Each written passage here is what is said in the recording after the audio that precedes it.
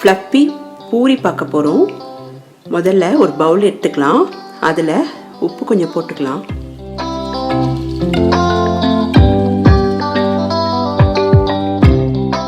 கொஞ்சமாக தண்ணி விட்டுக்கலாம்.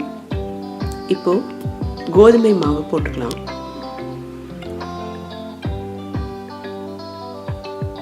கொஞ்சம் லேசாக கையால் பிசைஞ்சிக்கலாம். ரொம்ப அழுத்தி பிசைய வேண்டாம். இப்போ தேவையான அளவு தண்ணி விட்டுக்கலாம். இப்போ நமக்கு பூரி மாவு தயாராகிடுச்சு.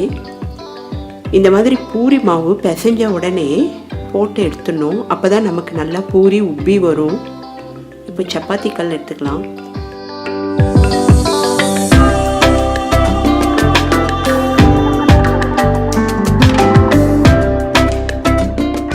சின்ன சின்ன உருண்டைகளாக மாவை உருட்டிக்கலாம். கொஞ்சமாக கோதுமை மாவை தொட்டு தொட்டு நம்ம பூரி இட ஆரம்பிச்சிடலாம்.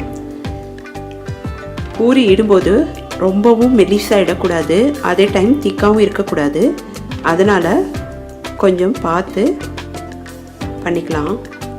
அப்போ தான் பூரி ஈஸியாக பொங்கும், நல்லா அழகாக உப்பி வரும், சாஃப்டாகவும் இருக்கும். இப்போது எண்ணெய் நல்லா காயணும். எண்ணெய் காயணும், அதுதான் இந்த பூரி உப்பி வர்றதுக்கு ஒரு சீக்ரெட்டான டிப்ஸு. இப்போ பூரி போட்டோன்னே எவ்வளோ அழகாக உப்பி வருது பாருங்கள். இந்த மாதிரி ஃப்ளப்பி பூரி நமக்கு கிடைக்கும். ரெட் கலரில் மாறும். அது வரைக்கும் கொஞ்சம் பொறுமையாக நம்ம பார்த்து செய்யணும். கலர் அழகாக சேஞ்ச் ஆகும். இந்த டைமில் நம்ம எடுத்துடலாம். இங்கே ரவை மைதா எதுவுமே சேர்க்கல, கோதுமை மாவு மட்டும் இருந்தால் போதும். நமக்கு இந்த மாதிரி அழகாக பூரி உப்பி வர்றது தெரியுது பாருங்க.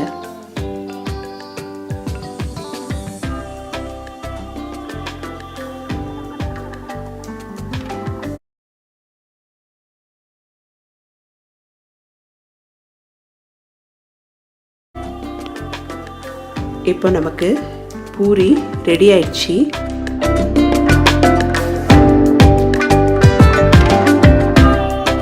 சின்ன டிப்பு, பூரி மாவு பிசைஞ்ச உடனே பூரி போட்டு எடுத்தோன்னா நமக்கு இந்த மாதிரி ஃப்ளப்பி பூரி கிடைக்கும், சாஃப்டாகவும் இருக்கும். ஒரு கடாயில் தண்ணீர் விட்டுக்கலாம்.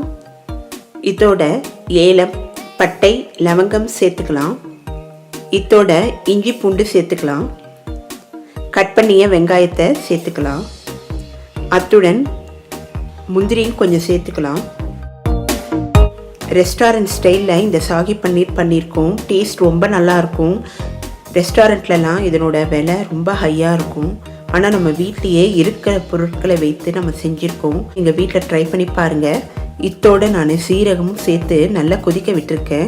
5லேருந்து 6 நிமிஷம் நல்லா கொதிக்கணும். அப்போ தான் வெங்காயம் நல்லா வேகும். வெங்காயம் வெந்தால் தான் நமக்கு இந்த டிஷ்ஷுக்கு ரொம்ப டேஸ்ட் அதிகரிக்கும்.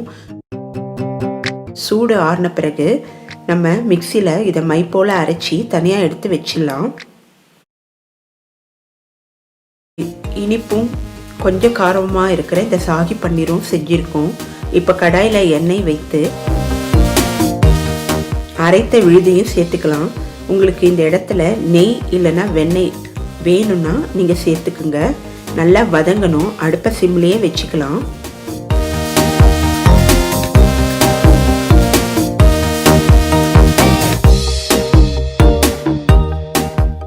இப்போது நம்ம வீட்லேயே தயார் செய்த கரம் மசாலா தூளை சேர்த்துருக்கோம். கரம் மசாலா தூளோட ரெசிபி வேணும்னா நம்ம சேனலில் போய் பார்த்துக்குங்க.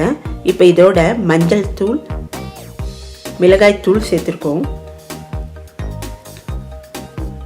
நல்லா மிக்ஸ் பண்ணிக்கலாம்.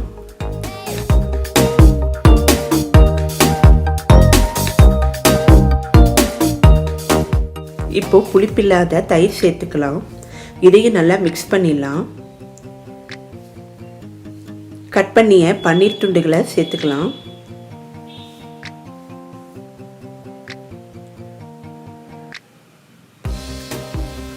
இந்த சாகி பன்னீர் புலாவுக்கு, சப்பாத்திக்கு, பூரி இதுக்கெல்லாம் ரொம்ப நல்ல ஒரு சைட் டிஷ்ஷு. இப்போ தேவையான அளவு தண்ணீர் விட்டு நல்லா கொதிக்க விடலாம். தண்ணீர் 2லேருந்து 3 நிமிஷத்தில் நல்லா வத்த ஆரம்பிக்கும். இந்த டைமில் நம்ம தேவையான அளவு உப்பு சேர்த்துக்கலாம். காய்ந்த வெந்தய இலையை சேர்த்துக்கலாம். காய்ந்த வெந்தய இலை இல்லைன்னா நீங்கள் கொத்தமல்லி சேர்த்துக்குங்க.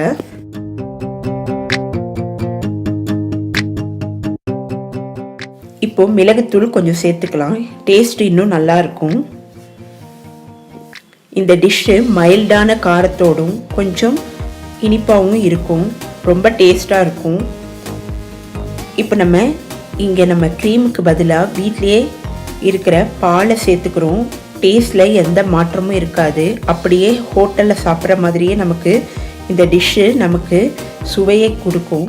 இப்போ நல்லா மிக்ஸ் பண்ணிவிட்டு 2லேருந்து 3 நிமிஷம் கொதிக்க விட்டு நம்ம அடுப்பை ஆஃப் பண்ணிடலாம். பொட்டேட்டோ கறி பார்க்க போகிறோம். இதை எப்படி டேஸ்ட்டாக பண்ணுறதுன்றதை பார்க்கலாம் வாங்க.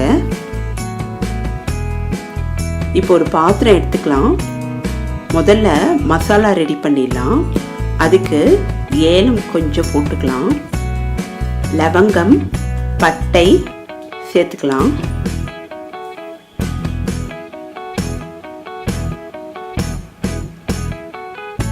இப்போ கொஞ்சமாக சோம்பு சேர்த்துக்கலாம். இந்த சோம்பு டைஜஷனுக்கு ரொம்ப ஹெல்ப் பண்ணும். கொத்தமல்லி விதை சேர்த்துக்கலாம்.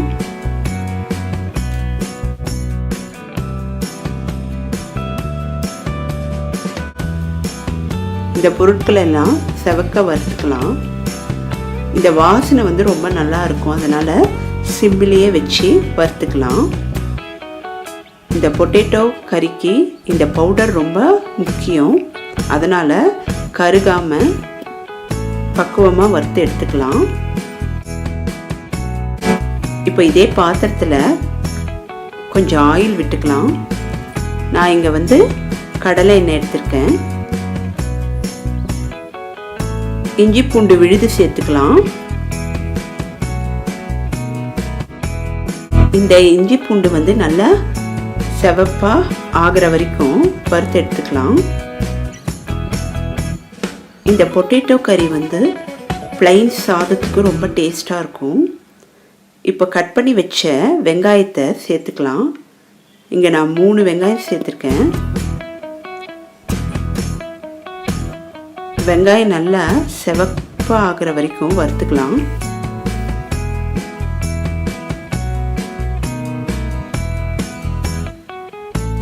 இந்த பொட்டேட்டோ கறி சப்பாத்தி, பூரி, புல்கா எல்லாத்துக்கும் ரொம்ப நல்லா இருக்கும்.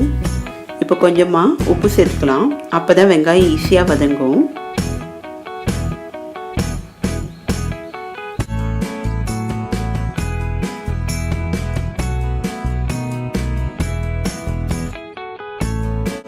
தக்காளியை நல்லா பிளெண்ட் பண்ணிக்கலாம் பிளெண்டரில். அப்போ தான் நமக்கு இந்த டிஷ்ஷுக்கு ரொம்ப டேஸ்ட் கொடுக்கும். ஈஸியாகவும் வதங்கிடும். இப்போ வெங்காயமும் தக்காளியும் நல்லா வதங்கட்டும். இப்போது கொஞ்சமாக மஞ்சத்தூள் சேர்த்துக்கலாம்.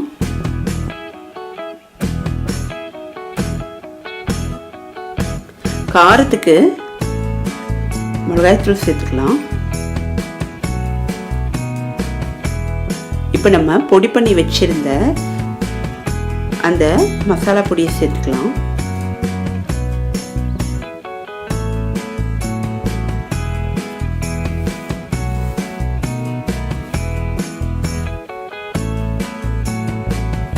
இப்போ நல்லா வதக்கிக்கலாம்.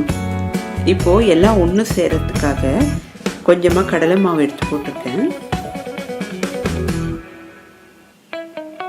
இந்த கடலை மாவை பச்சை வாசனை போகிற வரைக்கும் நல்லா வதக்கி எடுத்துக்கலாம்.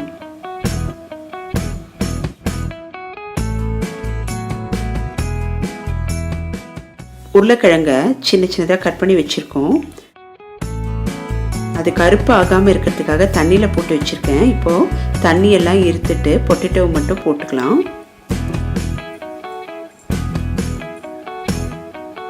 இந்த பொட்டேட்டோ கறி எல்லாருக்கும் ரொம்ப பிடிக்கும். குழந்தைங்களுக்கெல்லாம் ரொம்ப பிடிக்கும். சப்பாத்தி, பூரி, புல்கா, சாதத்துக்கு கூடி ரொம்ப டேஸ்ட்டாக கொடுக்கும்.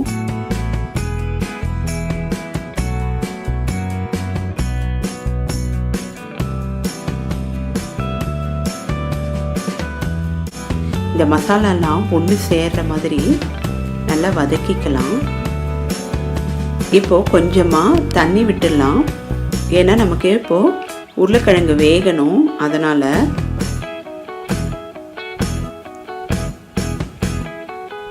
இப்போ நான் இதை 5லேருந்து 10 நிமிஷம் வேக வைக்க போகிறேன்.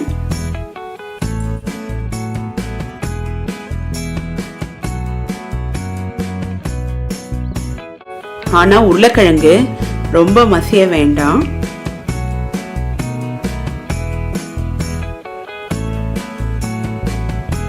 இது 5லேருந்து 10 நிமிஷத்துக்குள்ள உருளைக்கிழங்கு நல்லா வெந்துடும். உங்களுக்கு வேணும்னா நீங்கள் குக்கரில் கூட வேக வச்சுக்கோங்க. இப்போ நமக்கு காயெல்லாம் நல்லா வெந்திருக்கு, ஆனால் உடையாமல் இருக்குது. இந்த பக்குவம் தான் நமக்கு கரெக்டாக இருக்கும்.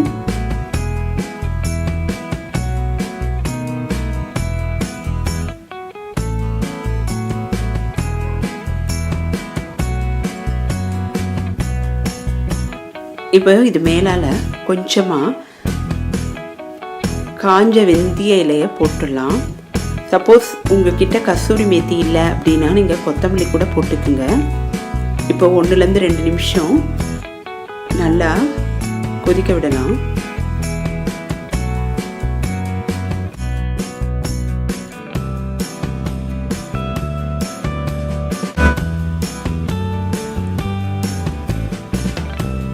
இப்போ அதுக்கு தாளிப்புக்கு கொஞ்சமாக எண்ணெய் விட்டுக்கலாம்.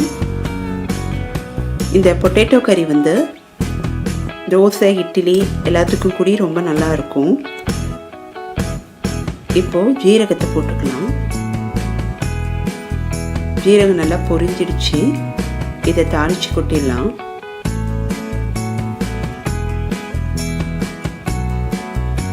கண்டிப்பாக நீங்கள் வீட்டில் ட்ரை பண்ணி பாருங்கள். டேஸ்ட் அபாரமாக இருக்கும்.